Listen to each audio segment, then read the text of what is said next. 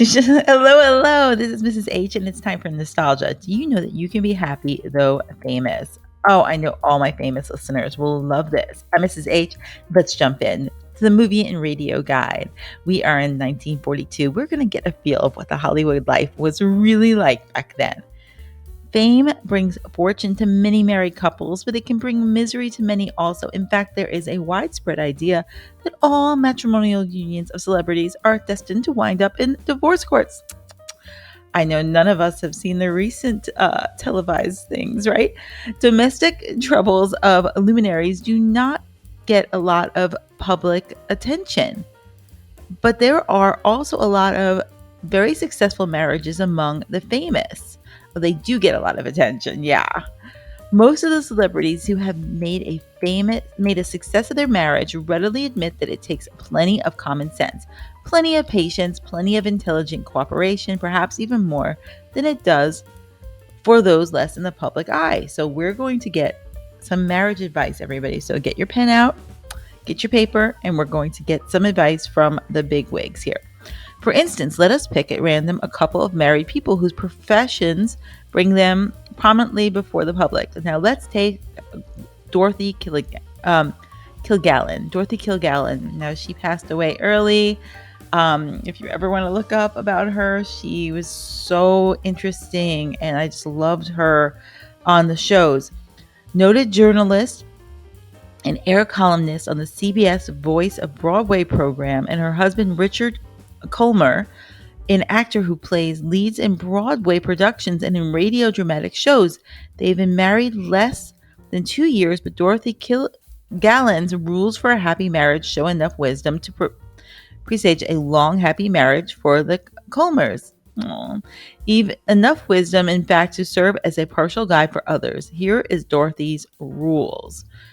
Now, I don't know if you remember, when I was younger, there was a book that came out called The Rules, if I'm saying it right. And it was, if you wanted a date on Friday night, you don't say yes to the man unless he asks you before Wednesday.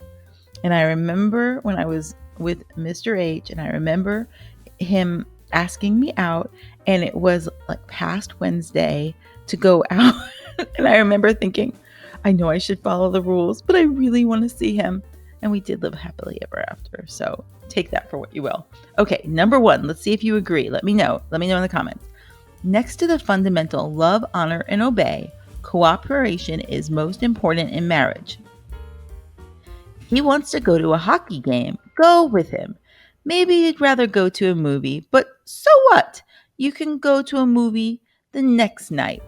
Just stop and think. Which would you rather have, Clark Gable on the screen or a happy husband in the home? Ladies, I'm not sure that you're going to answer this the way that the article wants you to answer this. Gentlemen, I'll have to change it to, what would you rather have, Loretta Young on the screen or a happy wife at home? I don't know. I think you should say the spouse, of course. The same theory goes for buying a dog, the naming a baby, or taking a vacation. If you cooperate with your husband, you'll find him going out of his way to do things your way. Oh, I like this. Okay, so they're saying not only are you doing this because it's the right thing to do, or because it's just the sweet thing, or you'll get along, but because if you do these things, if you cooperate, if you don't go to the movie, you stay home, you have everything cozy, then when it's time for you to do something that you like, he's going to want to go and do this. Do you agree? Number 2, be cheerful. Not just when the neighbors are visiting you and you're showing off the house. Be cheerful also. No, not awful. Be awful. Be cheerful also at breakfast and especially at dinner when he's just home from struggling with a bit of the world and needs a little relaxation. Just give him a couple of smiles and act like you're glad he's around. Now, today, a lot of the women work outside the home too, so you have these rules probably applying to both. I do think this is an important tip, to be cheerful, because a lot of us put our best face on when the neighbors come around, when people come around. Do neighbors even come around? Do you know your neighbors? When people come around. And I think that it is important to give your loved ones your best.